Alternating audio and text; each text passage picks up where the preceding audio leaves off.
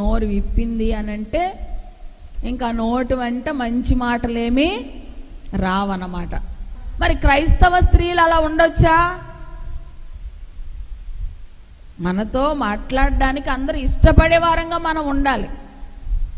ఆమె ఎంత చక్కగా మాట్లాడుతుందో, ఆమె మాట్లాడితే ఎంత ధైర్యం వస్తుందో, ఆమెతో మాట్లాడితే ఎంత సంతోషం కలుగుతుందో, ఆమెతో మాట్లాడితే దేవుని వాక్యం చెప్పి నన్ను ఎంతగా బలపరుస్తుందో, నాకు ఎంతో విశ్వాసం కలిగిస్తుందో అని మన గురించి అనేకులు చెప్పుకోవాలి. అంతేగాని అమ్మో ఆవిడ నోట్లో నోరెట్టకూడదు అనకూడదు మనల్ని చూసి. దేవునికి స్తోత్రం. హల్లెలూయా, హల్లెలూయా. కలహ ప్రియులుగా ఉండకూడదని వాక్యం స్పష్టంగా మనకి తెలియచేస్తా ఉంది. గొడవలకు, జగడములకు, కలహములకు దూరముగా మనం ఉండాలి దేవుని పిల్లలం. ఒకవేళ ఎవరైనా మనం ఎంత మౌనంగా ఉన్నా, మన మీదకి గొడవలకు వచ్చినా, కలహానికి వచ్చినా మనం ఏం చేయాలి? ఏం చేయాలి? ఎవరైనా మన మీదకి కలహానికి వస్తే క్రైస్తవ స్త్రీలంగా మనం ఏం చేయాలి? గొడవ పడాలా తిరిగి? దేవునికి స్తోత్రం. హల్లెలూయా. దావీదు గారు అంటున్నారు, నేను కలహప్రియుని యొద్ద నివసిస్తున్నాను, కానీ నేను కోరునది సమాధానమే, నేను సమాధానమే కోరుచున్నాను అంటున్నాడు. అంటే మనము సమాధానాన్ని కోరే వారంగా ఉండాలి. వాళ్ళు ఒక మాట అంటే 4 మాటలు తిరిగి అనే విధంగా మనం ఉంటున్నాం. నాకేం తక్కువ, నాకు మాట్లాడడం రాదా అనుకుని మనం ఏం చేస్తాం? మాట్లాడకపోతే మళ్ళీ జనాలు మనల్ని తక్కువ అంచనా వేస్తారేమో అనుకుని మనం ఏం చేస్తాం? వాళ్ళు ఒకటంటే 4 మాటలు అంటాం. దేవునికి స్తోత్రం. అలా ఉండకూడదని ఈరోజు వాక్యం స్పష్టంగా తెలియచేస్తూ ఉంది. ఎవరైనా మన మీద కలహానికి వచ్చినా మనం మౌనంగా ఉండాలంట, ఓరకుండాలంట. చూడండి, 1 సమూయేలు గ్రంథం 10వ అధ్యాయము 27వ వచనము చదువుదాం. 1 సమూయేలు 10వ అధ్యాయము 27వ వచనం.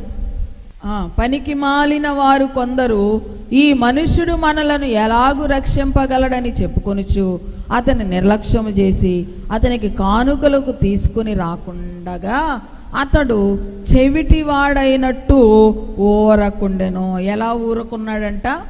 చెవిటివాడైనట్టు ఊరకుండెను. దేవునికి స్తోత్రం. హల్లెలూయా. చెవిటి వారికి వినబడతదా? ఎంత పెద్ద శబ్దాలు చేసినా చెవిటి వాళ్ళకి ఏమీ వినపడదు. అందుకే చెవిటి వారు అన్నారు. చెవిటి వారి ముందు శంఖం ఊదినా వాళ్ళకి ఏమీ వినపడదు. మనం ఎలా ఉండాలంట? ఎదుట వ్యక్తులు ఒకవేళ మన మీదకి కలహానికి వచ్చినా చెవిటి వారమైనట్టుగా ఊరకుండాలి. మనకి ఏమీ వినపడలేదు. దేవునికి స్తోత్రం. హల్లెలూయా, హల్లెలూయా. అలా ఉంటే ఆ కలహములు ఇంకా పెద్దవి కావు. అలా ఉండకే నేడు చాలా మంది కుటుంబాలు కలహాలు పడి మరి జైలు చుట్టూ, పోలీస్ స్టేషన్ల చుట్టూ, కోర్టుల చుట్టూ తిరుగుతూ ఉన్నారు. కారణం ఏంటి? ఊరకుండకపోవడం వలన. దేవునికి స్తోత్రం. హల్లెలూయా. దేవుని పిల్లలముగా మనం ఎలా ఉండాలంట? చెవిటి వారమైనట్టు ఊరకుండాలి. చెవిటి వారికి ఏమి ఎలాగైతే వినపడదో నాకు కూడా ఏమి వినపడలా అన్నట్టుగా ఊరకుండి మౌనంగా ఉంటే మరి గొడవలు విస్తరించవు, కలహములు పెరగవు. కలహ ప్రియులుగా మనం ఉండకూడదు, కలహములను పెంచుకోకూడదు. మన మీదకి ఎవరైనా వస్తే మనము చెవిటి వారైనట్టు ఊరుకోవాలి. ఒకవేళ ఎవరైనా వేరొక ఇద్దరు వ్యక్తులు గొడవాడుకుంటున్నారనుకోండి, కలహపడుతూ ఉన్నారనుకోండి, వెళ్ళి మనం వాళ్ళ మధ్యలోనికి వెళ్ళి ఏదో అంటారు కదా, ఆజ్యం పోసినట్టుగా ఉండకూడదు. హల్లెలూయా, హల్లెలూయా. కొంతమంది ఏం చేస్తారో తెలుసా? ఎవరైనా 2 కుటుంబాల మధ్య కానీ 2 వ్యక్తుల మధ్య కానీ కలహములు జరుగుతూ ఉన్నప్పుడు వాళ్ళు వెళ్ళి వాళ్ళు నిన్ను ఇలాగంటున్నారని ఇక్కడ చెప్తారు, ఇక్కడి నుంచి అక్కడికి వెళ్ళి వాళ్ళు నిన్ను ఇలాగంటున్నారని ఇక్కడ చెప్పి ఆ గొడవలను ఏం చేస్తారో తెలుసా? పెంచుతూ ఉంటారు. హల్లెలూయా, హల్లెలూయా. దేవునికి మహిమ కలుగునుగాక. క్రైస్తవ స్త్రీలముగా మనం అలా ఉండకూడదు. నీకు చేతనైతే ఏం చేయాలో తెలుసా? సమాధానపరచాలి. దావీదు గారు అంటున్నారు కదా, నేను కోరునది సమాధానమే. మనము సమాధానపరిచే వారంగా ఉండాలి, కలహములను పెంచే వారంగా ఉండకూడదు. ఇద్దరు వ్యక్తులు కలహమాడుకుంటున్నప్పుడు వెళ్ళి వారిని సమాధానపరచాలి, నెమ్మదిపరచాలి, వారిని ఐక్యపరచడానికి ప్రయత్నించాలి. కానీ ఇంకా వారి గొడవను పెంచి వాళ్ళని దూరం చేసే వారంగా మనం ఉండకూడదు. సమాధానపరిచే వారంగా మనం ఉండాలి. ఎందుకు అనంటే వాక్యం ఏమి సెలవిస్తుందో తెలుసా? సమాధానపరిచువారు ధన్యులు, వారు దేవుని కుమారులు అనబడతారు. ఆమేన్. ఎవరంట దేవుని పిల్లలు? ఎవరంట దేవుని కుమారులు కుమార్తెలు అనంటే సమాధానపరిచేవారు. ఆమేన్, హల్లెలూయా. దేవుని పిల్లలముగా మనం ఉంటున్నాము కనుక దేవుని పిల్లలముగా మనం ఏం చేయాలి? సమాధానపరచాలి. సమాధానమునే కోరుకోవాలి కానీ కలహమును రేపే వారంగా మనము ఉండకూడదు. దేవునికి స్తోత్రం. హల్లెలూయా, హల్లెలూయా.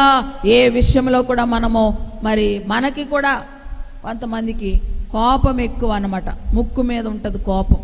ఎక్కడ ఉంటుంది? ముక్కు మీద ఉంటుంది అంటారు కోపం. అంటే చాలు కోపం వచ్చేస్తుంది, అంటే చాలు కోపం. కోపం, ఆ కోపంతో విపరీతంగా దుర్భాష ఆడతారు. హల్లెలూయా. వాక్యం ఏమి సెలవిస్తుంది? కోపపడకూడదు. కోపం అనేది కూడా పాపం అంట. కోపపడిన తర్వాత ఆ కోపాన్ని 24 గంటల్లో గనక తీసేసుకోకపోతే అది ఏంటి? పాపముగా ఎంచబడుతుంది. దేవునికి స్తోత్రం. ఒకవేళ నీకు ఎవరి మీదైనా కోపం వచ్చేదని అన్నా, కోపపడినా 24 గంటల్లో ఆ కోపాన్ని తీసేసుకోవాలి. సారీ చెప్పడమో లేక తప్పు అయిపోయింది క్షమించమని అడగడమో చేసి ఆ కోపాన్ని మనం ఏం చేయాలి? తీసేసుకో. లేకపోతే అది పాపముగా ఎంచబడుతుంది. దేవునికి స్తోత్రం. హల్లెలూయా. ఒక ఊర్లో ఒక వ్యక్తికి చాలా విపరీతమైనటువంటి కోపం అంట. అసలు ఏ విషయంలో కూడా నెమ్మదిగా సమాధానం చెప్పడు. ప్రతి విషయంలో కూడా కోపడుతూనే సమాధానం. కోపం కోపం కోపం. అందరూ అతని కోపానికి భయపడిపోతారు. ఆ కోపం, అతని కోపానికి ఎవ్వరు కూడా అతనితో మాట్లాడడానికి ధైర్యము చెయ్యరు. అటువంటి ఆ కోపముతో ఉన్న వ్యక్తి ఒకానొక రోజున దేవుని మందిరంలోనికి వెళ్ళినప్పుడు దైవజనుడు చెప్పాడంట, అయ్యా కోపపడకూడదు. అయ్యా కాదు, అందరిని ఉద్దేశించి కోపపడకూడదు. ఒకవేళ కోపపడినా 24 గంటల కోపాన్ని తీసుకోకపోతే అది పాపమని చెప్పాడంట దైవజనుడు. ఆ రోజు వాక్యం విన్న ఆ వ్యక్తి ఇక నుంచి అనుకున్నాడంట, ఒక తీర్మానం చేసుకున్నాడంట, ఇక నుంచి నేను కోపపడకూడదు అని తీర్మానం చేసుకున్నాడు దేవుని మందిరంలో. దేవునికి స్తోత్రం. హల్లెలూయా. సరే, ఆ తీర్మానంతో ఇంటికి వచ్చారు. ఇంట్లో కూడా ఎవరు కూడా అతనితో మాట్లాడడానికి ధైర్యం చేయరనమాట. ఎందుకంటే ఏది అడిగినా కోప్పడిపోతాడు కాబట్టి ఎవరు మాట్లాడరు అతనితో. ఇంటికి వచ్చారు, కూర్చున్నారు. కూర్చోగానే ఎవరు కూడా మాట్లాడడానికి రావట్లా. కోపంగా ఉన్నాడేమో, ఎలాగా రియాక్ట్ అవుతాడని చెప్పి ఎవరు రావట్లేదు. కొంత సమయానికి అతను కూల్గా ఉన్నట్టుగా అనిపించి మెల్లిగా కుటుంబ సభ్యులు చేరారంట. ఏంటి ఈరోజు మీరు చాలా కూల్గా ఉన్నట్టున్నారు, ఏంటి సంగతి అని అడిగితే అతను అన్నాడంట, ఈ రోజు నుంచి నేను కోపపడను అన్నాడంట. ఏమన్నాడు? ఈ రోజు నుంచి నేను కోపపడను అన్నాడంట. వీళ్ళకి ఆశ్చర్యం వేసి ఏంటి మీరు కోపపడరా, ఏంటి మీరేమన్నారు, ఇంకొకసారి చెప్పండి అన్నారంట. రెండోసారి అడిగేసరికి ఈ రోజు నుంచి నేను కోపపడను అన్నారంట. ఏంటి మీరు అనేది, ఇంకొకసారి చెప్పండి. ఈ రోజు నుంచి నేను కోపపడను అన్నాడు. కొంచెం వాయిస్ రేజ్ అయింది. మళ్ళా వీళ్ళు అడిగారంట ఆశ్చర్యం, ఏంటి ఇంకొకసారి చెప్పండి, అసలు మాకు ఏంటి అర్థం కావడం, ఇంకొకసారి చెప్పు. ఎన్నిసార్లు చెప్పాలి, నేను కోప్పడిన ఈ రోజు నుంచి అని కోప్పడుతూ చెప్పాడట. హల్లెలూయా, హల్లెలూయా. ఏమని నిర్ణయం తీసుకున్నాడు? కోప్పడను అన్నాడు. కానీ ఒక మాటని 4-5 సార్లు రెట్టించేసరికి ఏమొచ్చేసింది? వెంటనే కోపం వచ్చేసింది. దేవునికి స్తోత్రం, హల్లెలూయా. చాలామంది అలా ఉంటారు. మనం అలా ఉండకూడదని ఈరోజు వాక్యం మనకి హెచ్చరిస్తూ ఉంది. ఎవరి మీద కూడా కోపం ఉంచుకోకూడదు. కోపము వచ్చిన వెంటనే దానిని 24 గంటల్లో తీసేసుకోవాలి. కలహ ప్రియులుగా మనం ఉండకూడదు. దేవునికి స్తోత్రం, హల్లెలూయా. మొదటిగా మనం ఏం ఉండకూడదు? మనలో తొందరపాటు ఉండకూడదు. ఓపిక కలిగి ఉండాలి, నిదానించి ఉండాలి.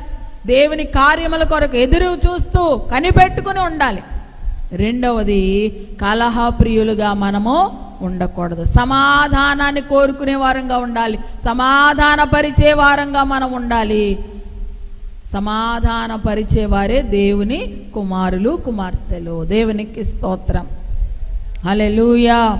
మూడవ లక్షణం ఏంటంటే, ఫిలిప్పీలకు రాసిన పత్రిక 4వ అధ్యాయము 6-7 వచనాలు చదువుదాం. ఫిలిప్పీలకు రాసిన పత్రిక 4వ అధ్యాయము 6-7 వచనాలు.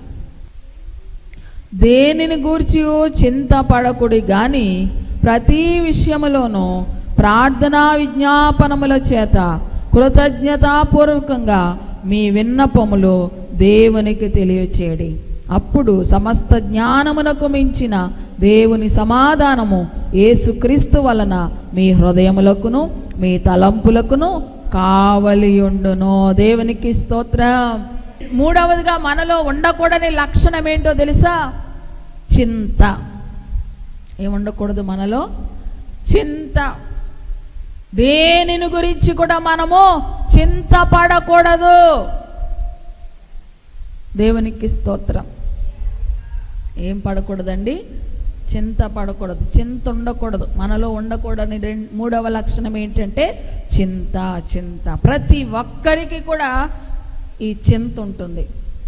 స్త్రీలు ప్రతి విషయంలో కూడా చింతిస్తూ ఉంటారు, వరి అవుతూ ఉంటారు, కలవరపడుతూ ఉంటారు, బాధపడుతూ ఉంటారు. చింత లేని వారు ఎవ్వరూ కూడా ఉండరు. ఏదో ఒక విషయంలో చింత చింత చింత ప్రతి స్త్రీని బాధిస్తూ ఉంటుంది. దేవునికి స్తోత్రం, హల్లెలూయా. దేవునామానికి మహిమ కలుగునుగాక. దేనిని గురించి చింత అంటే, కొంతమందికి ఆరోగ్యమును గురించినటువంటి చింత, కొంతమందికి భర్తను గురించినటువంటి చింత, కొంతమందికి పిల్లలను గురించినటువంటి చింత, కొంతమందికి పిల్లల యొక్క భవిష్యత్తును గురించినటువంటి చింత. హల్లెలూయా, హల్లెలూయా. దేవునికి మహిమ కలుగునుగాక.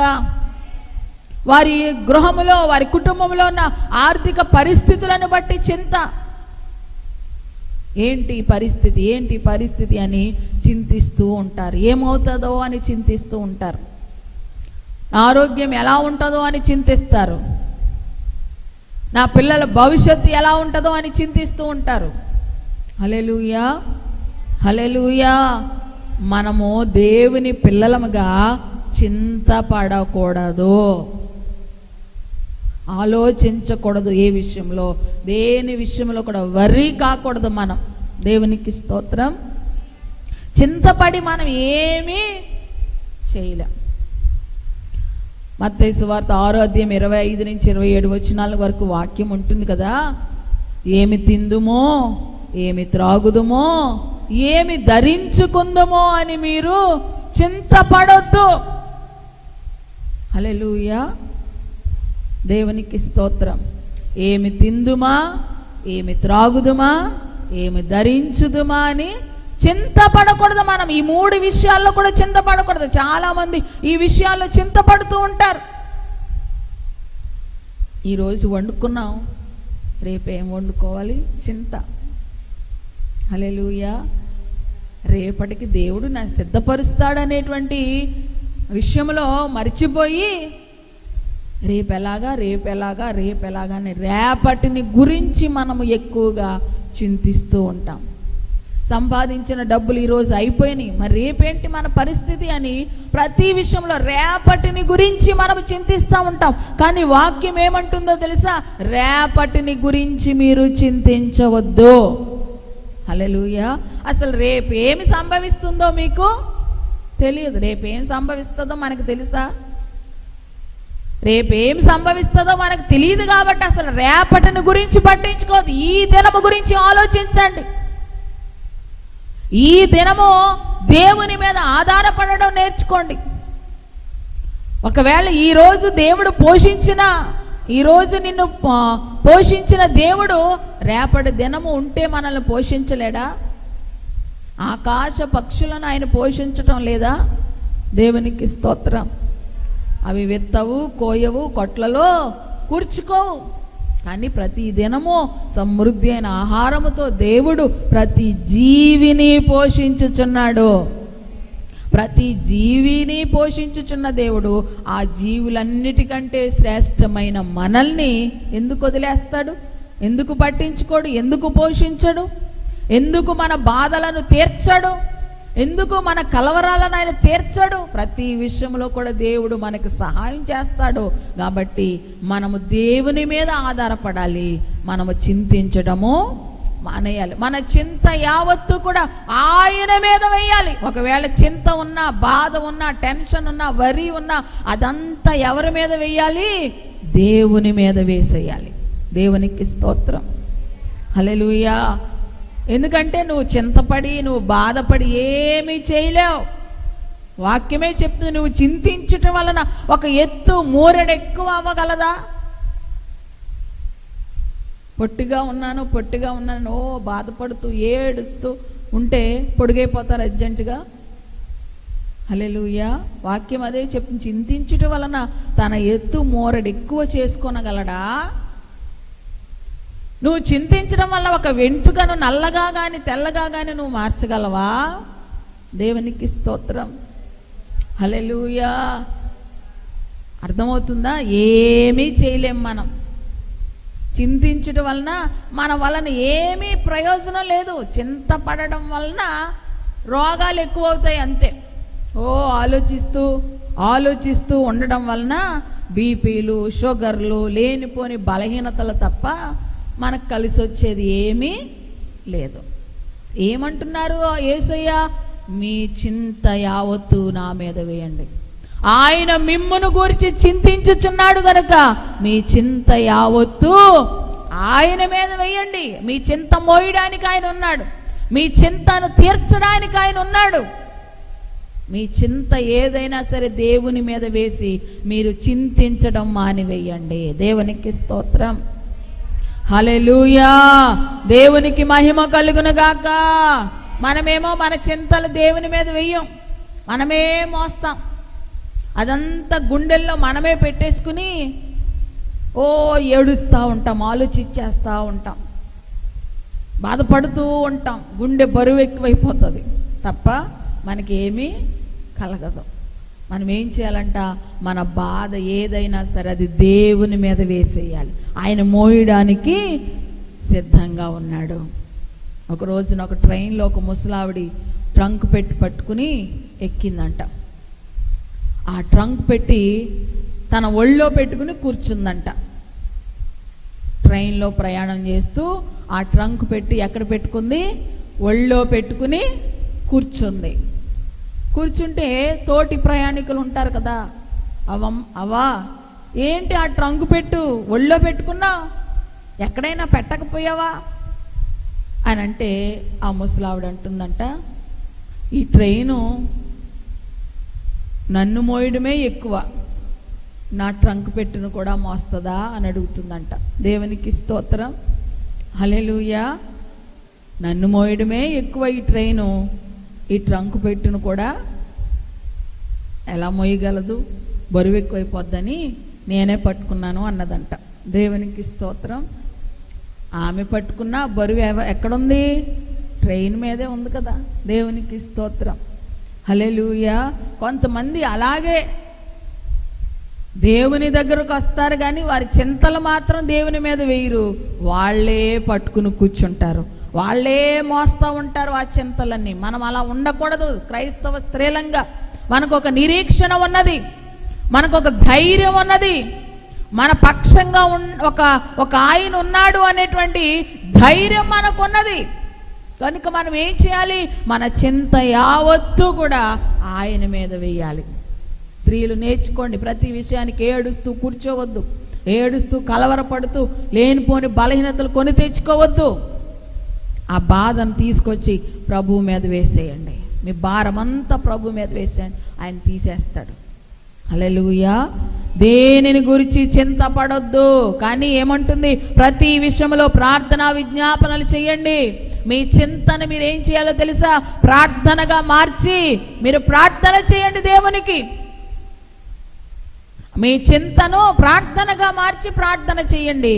దేవుడు మీ ప్రార్థన ఆలకించి మీకు ప్రత్యుత్తరం ఇస్తాడు. అదే అంటున్నాడు కదా, దేనిని గురించి చింతపడకూడదు కానీ ప్రతి విషయంలో ప్రార్థనా విజ్ఞాపనల చేత కృతజ్ఞత పూర్వకంగా మీ విన్నపములు దేవునికి తెలియచేయండి. మీరు ఎప్పుడైతే తెలియజేశారో అప్పుడు సమస్త జ్ఞానమునకు మించిన దేవుని సమాధానము యేసుక్రీస్తు వలన మీ హృదయములకు మీ తలంపులకు కావలి ఉంటుంది. మీరు ఎప్పుడైతే ఈ చింతను తీసుకొచ్చి ప్రార్థన ద్వారా దేవునికి అప్పగించేస్తారో మీ హృదయాల్లో సమాధానం వచ్చేస్తుంది, మీ హృదయాల్లో సంతోషం వచ్చేస్తుంది. అప్పుడు వరకు ఉన్న కలవరము తీసివేయబడుతుంది, అప్పుడు వరకు ఉన్న బాధ తీసివేయబడుతుంది. దేవుడు మీ హృదయాల్ని ఎలా నింపుతాడంట? సమాధానముతో నింపుతాడంట. సమస్త జ్ఞానమునకు మించిన దేవుని సమాధానము మీ హృదయాలలో నింపబడుతుంది. దేవునికి స్తోత్రం. హల్లెలూయా, హల్లెలూయా. చింతించటం మాని మీ చింతలు ప్రార్థన ద్వారా దేవునికి తెలియపరచండి. రెండవది, చింతించడం మాని మనం ఏం చేయాలో తెలుసా? ప్రభువునందు ఆనందించాలి. పౌలు గారు అంటారు కదా, ప్రభువునందు ఆనందించండి. మరలా చెప్తున్నాను, ప్రభువునందు ఆనందించండి. పౌలు గారు ఆ మాట అంటున్నప్పుడు ఎక్కడున్నారో తెలుసా? జైల్లో ఉన్నారు. జైల్లో ఉంటే ఎవరైనా ఆనందంగా ఉంటారా? హల్లెలూయా. జైల్లో ఉంటే ఆనందంగా ఉంటారండి? దిగాలుగా దుఃఖముతో బాధతో ఉంటారు. కానీ పౌలు గారు ఆయన ఆనందిస్తూ సంఘం అంతటికి చెప్తున్నారు. ఆ పరిస్థితిలో ఉండి కూడా సంఘంతో చెప్తున్నారు, మీరు ఏ పరిస్థితిలో ఉన్నా సరే ప్రభువునందు ఆనందించండి. మర్చిపోతారేమో, మరలా చెప్తున్నాను, ప్రభువునందు ఆనందించండి. హల్లెలూయా. మనము ప్రభువునందే ఆనందించాలి. చింతించటం మానేసి ఫస్ట్ ప్రార్థన చేయాలి. రెండవది, చింతించడం మానేసి దేవుని యందు ఆనందించటం మనం నేర్చుకోవాలి. దేవునికి స్తోత్రం. హల్లెలూయా, హల్లెలూయా. దేవునికి మహిమ కలుగునగాక. లేనిపోని వ్యర్థమైన చింతలు కొంతమందికి అస్సలే దానికి తలా తోక ఉండదు అనమాట. ఆ చింతకి, కొంతమంది చింతలకి. హల్లెలూయా. ఒక ఆవిడ పెళ్ళైన కొత్తలో ఒక చింత బయలుదేరిందంట ఆమెకి. ఆ చింత ఏంటంటే, ఒకవేళ నేను చచ్చిపోతే నా భర్త వేరొకరిని పెళ్లి చేసుకుంటారేమో అని చింత. ఏం చింత? ఒకవేళ నేను చచ్చిపోతే నా భార్య నా భర్త ఇంకొకరిని పెళ్లి చేసుకుంటాడేమో అని చింత. పెళ్ళైంది కొత్త. ఆ చింతతో ఇప్పుడు ఆమెకు 65 సంవత్సరాలు. ఈ 65 సంవత్సరాల నుంచి అదే చింత. దేవునికి స్తోత్రం. హల్లెలూయా. ఇంకా చచ్చే వరకు కూడా ఆ చింత పోదేమో. హల్లెలూయా. దేవునికి మహిమ కలుగును గాక. అది అవసరమైన చింత, అనవసరమైన చింత? దేవునికి స్తోత్రం. చచ్చిపోయింది, ఒకవేళ చచ్చిపోయిందే అనుకో, చచ్చిపోయిన తర్వాత ఏమవుతుంది ఈవిడికి తెలుస్తుందా? హల్లెలూయా, హల్లెలూయా.